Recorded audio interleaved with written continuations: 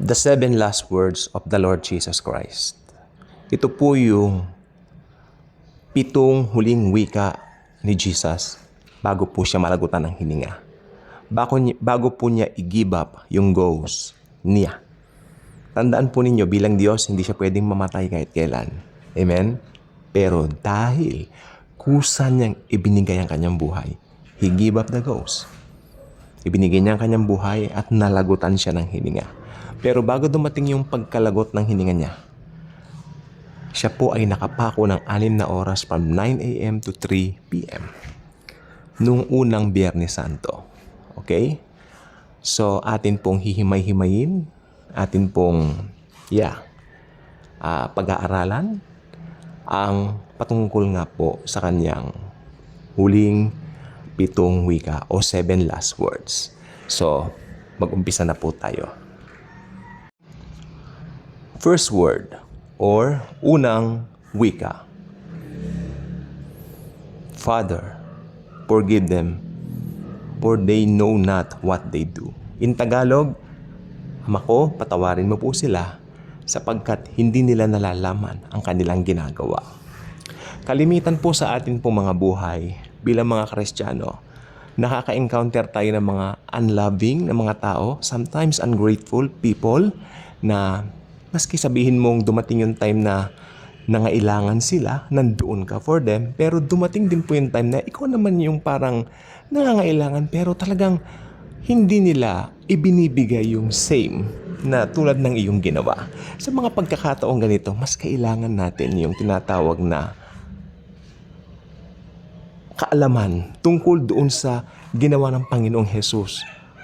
Kung paano niya ipinag-pray yung mismo mga gumawa sa kanya nito. Yung mga nagpako sa kanya mismo, kanya pong ipinanalangin. Hindi po madali sometimes na ipag-pray yung mga taong nakasakit sa atin. Pero dahil we are now under grace and we are not now under the law, tapos na po tayo dun sa law. Amen? Or should I say, kahit kailan, hindi naman tayo naging lower Gentile. Pero ito po ang gusto ko pong sabihin sa inyo. Dahil po kay Jesus, napakadali na po ang umintindi doon sa mga taong gumawa sa atin o nakasakit sa atin. In fact, tulad po ni Jesus, pwede rin natin silang ipag-pray at ipagdasal sa Kanya. Second word, ikalawang wika. I'm telling you now, today, you will be with me in paradise. Sinasabi ko sa iyo, ngayon din, kakasamahin kita sa paraiso. Kay palad nung magnanakaw na katabi ng Panginoong Hesukristo sa krus ng Kalbaryo, yung iba pinangalanan nila siyang Dimas. Pero, kay may pangalan man siya, kay alam natin yung pangalan niya, kay hindi, ang pinaka-importante, makita natin yung lesson dito. Yung magnanakaw po na yan ay walang alam sa religion, walang alam sa mga batas, pero isa lang po ang kanya nakita. The glory of Jesus, even hanging on the cross, dying. Nakita pa rin niya na si Jesus ay King. Nakita niya na si Jesus ay Diyos. Kaya ito ang nag-lead sa kanya na mag-repent at sabihin, Jesus, please remember me when you come into your kingdom. At sinagot nga ng Panginoon, sinasabi ko sa iyo, ngayon din, makinig pong mabuti, ngayon din, sabi niya, kakasamahin kita sa paraiso. Maski sa kamatayan ni Jesus, nagligtas pa rin siya. At yung unang nakatamo ng buhay na walang hanggan na pinagpaguran ni Jesus sa cross ay yung magnanakaw na kanyang katabi. Pangalalanan po natin siyang Dimas. Kaya nga po pag i-recall ko po yung katotohanan niyan, naiisip ko, tunay, yung magnanakaw na yon, tunay na kay palad niya. Kasama niyang namatay ang King of Glory sa krus ng Kalbaryo, the Creator of the universe, the God of gods, the God of the Milky Way, the Lord Jesus Christ. Yung pinaka-importanting dapat gawin ni Jesus dito, ang mamatay sa krus, kasama siya roon, katabi niya si Jesus. Siya ang una naka-experience o nakaranas ng tinatawag na kapatawaran na yan. Bunga ng dugo niya na nabubo sa krus ng Kalbaryo. I'm so excited with that. So, thank you, Jesus. Third word, woman, behold your son. John, behold your mother. What a very beautiful praise. Alam po ng Panginoong Hesukristo na kailangan ng kanyang mother ng isang makakasama. At nakita niya ang tumpak o perpektong company ng kanyang mami. Walang iba kundi si John. Ibinili niya ang kanyang ina kay John the Beloved. Okay? So, lesson po rito, habang buhay pa ang ating mga magulang, both father and mother po natin, habang nandyan pa sila, unang-una gusto kong sabihin na napakapalad po ninyo. Sapagkat mapapalitan ng asawa, mapapalitan ang jowa, mapapalitan ng kahit na sino, pero hindi mapapalitan ang nanay mo o ang tatay mo. Amen? So, itong gusto ko pong sabihin, binibigyang halaga ng Panginoong Jesucristo dito ang pagpapahalaga natin sa ating mga parents. Dahil si Jesus, ang author ng buhay, alam niya na kailangan ng ating mga tumatanda ng mga parents ng makakasama sa buhay sa kanilang pagtanda. Lalo na po, iba po ang kaso ng Panginoong Jesus. Magre-restore na po siya that time sa kanyang pagka-Diyos. After 3 days, babangon siya at mare-restore yung kanyang pagka-Diyos. Hindi naman po nawala yung pagka-Diyos niya. But what I mean is, syempre, hindi niya ginamit yan sa loob ng 33 years. Pero, since babalik na yung pagiging hari niya ng walang hanggan, paano naman ang kanyang nanay dito sa lupa sa mga nalalabi nitong oras? So, ipinagbili niya to kay John. What a perfect example na tayo rin namang mga anak, no? Na ipakita natin sa ating mga magulang na mahal natin sila. An example set by the Lord Jesus Himself, even dying on the cross to give us eternal life. Fourth word, my God, why have you forsaken? Diyos ko, bakit mo naman ako pinabayaan? Ang mga katagang ito ay quoted sa Old Testament scriptures na isinulat po ng haring si David. Siyempre, hindi pa siya hari nung sinulat niya to. Ito po ay prophecy na tutuparin ng tagapagligtas na si Jesucristo. At ito nga po ang katuparan ng siya ay nasa krus. Pero ano nga po ba ang dahilan? Bakit sa unang pagkakataon tinawag niya na Diyos ang kanyang Ama? Sa buong ministry ni Jesus, makikita natin, pag nagsasalita siya, Father. Puro Father, Ama ko. Di ba? But this point in time sa krus, nakapako ang Panginoong Hesukristo. Sabi niya, Diyos ko, bakit mo naman ako pinabayaan? My God,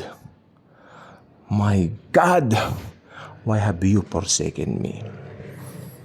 Simple lang po ang sagot. During that time, nire-represent na po ni Jesus ang buong mankind sa kanilang mga kasalanan. At ang Diyos Ama, God the Father Himself, nang dumungaw siya sa Kalbaryo, kanyang nasilayan ang kanyang minamahal na anak, kanyang bugtong na anak, na kinaroroonan na ng lahat ng kasalanan ng buong mundo, past, present, and future. Nasa Panginoong Hesukristo na. Alam natin na ang Diyos, we know that God kahit kailan hindi siya tatagal ni isang segundo sa kasalanan.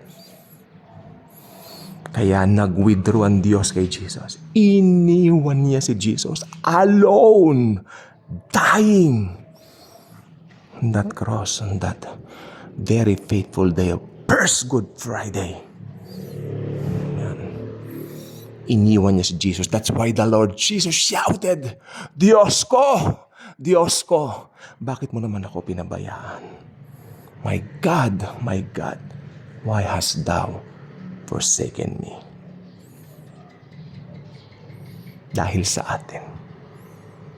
Dahil sa dakila niyang pag-ibig sa atin.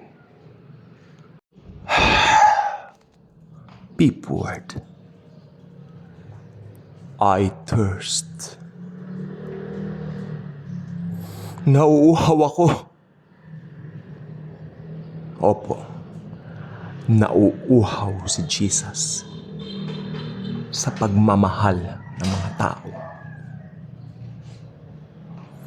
Kinauuhawan niya ang bawat kaluluwa. Noon man, ngayon, at sa mga araw pang darating. Tandaan po natin, yung pagpunta po ni Jesus dito, ang dahilan kaluluwa. Meron ka na bang nadalang kaluluwa kay Jesus? Hindi naman po ito para i-condemn ka. Pero naniniwala ako, bilang Kristiyano, ito po yung tugon natin sa kanyang pag-ibig. Magdala tayo ng kaluluwa kay Lord Jesus. Simple, by sharing the good news sa ibang mga tao. Yan ang dahilan bakit siya nauhaw sa krus ng Kalbaryo 2,000 years ago. Ang ginawa ng isang Romanong soldado or soldier, kumuha ito ng esponga. Alam naman natin ang esponga, ginagamit ito sa panghugas ng plato. Binudburan niya ito ng suka, abdo. Ipinapainom niya sa Panginoon. Pero ang sabi ng Biblia, sabi ng Bible, tinanggihan ito ng Panginoong Hesukristo. Sapagkat ang tanging makakapawi ng uhaw ni Jesus ay kaluluwa lamang. Pag-ibig ng mga tao. Pinakamamahal niya ang mga tao. Kaya siya namatay sa krus ng Kalbaryo. Kaya ito po ay ating bulay-bulayin. Pakaisip-isipin. Pakanamnamin natin. Ako'y nauuhaw. Yan ang ikalima na sinabi ng Panginoong Hesukristo habang siya ay nasa krus ng Kalbaryo. Sixth word, it is finished.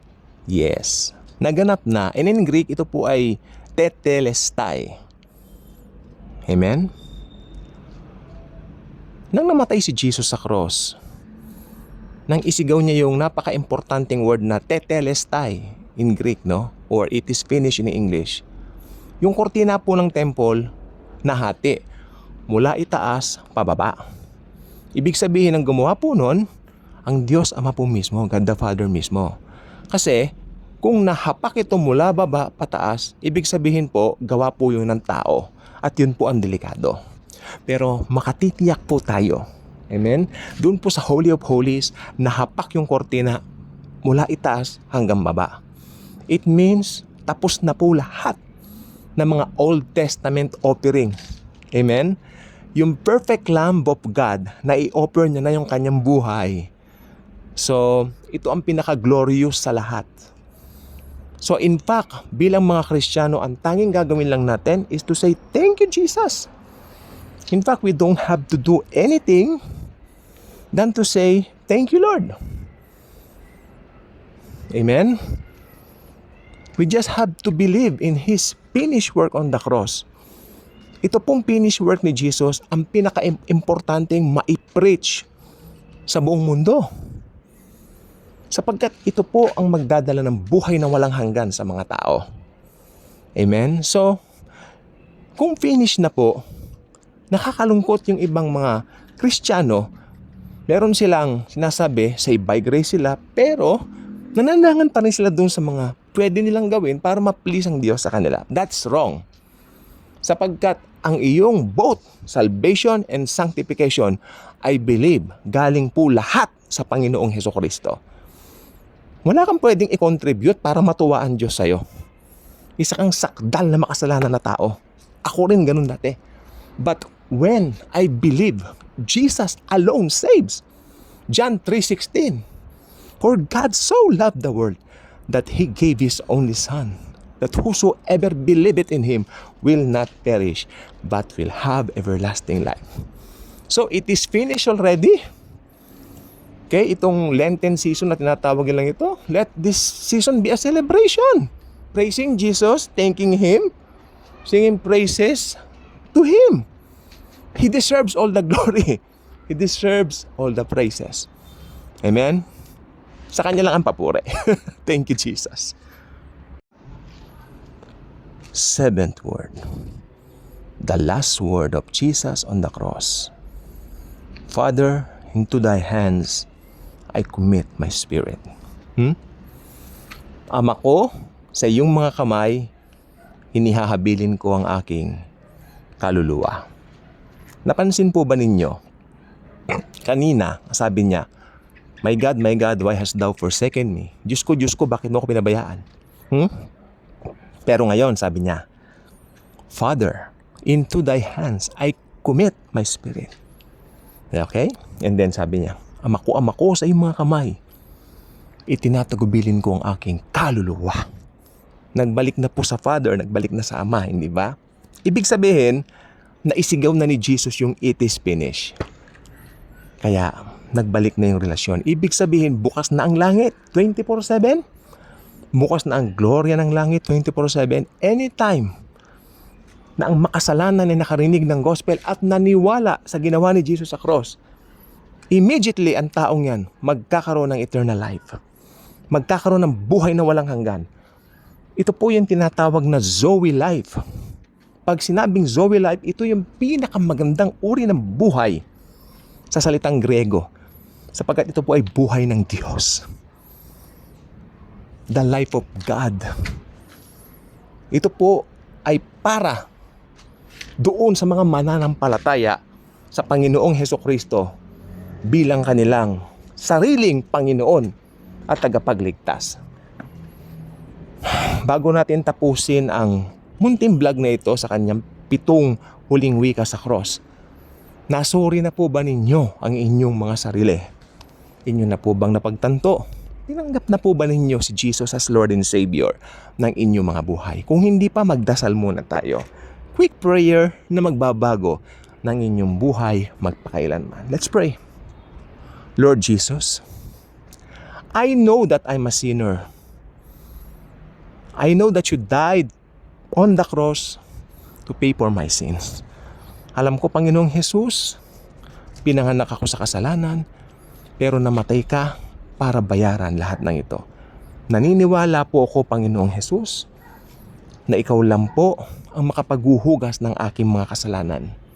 Manahan ka nawa sa aking buhay simula ngayon, Panginoon, as my Lord and Savior. Panginoong Jesus, salamat po sa iyo. Diyos Ama sa langit, salamat po sa iyo. Banal na Espiritu, salamat din po sa inyo sa pagtatak mo sa akin ng seal of ownership bilang anak ng Diyos, tulad ng binanggit sa John 1:12. Thank you, God the Father. Thank you, God the Son.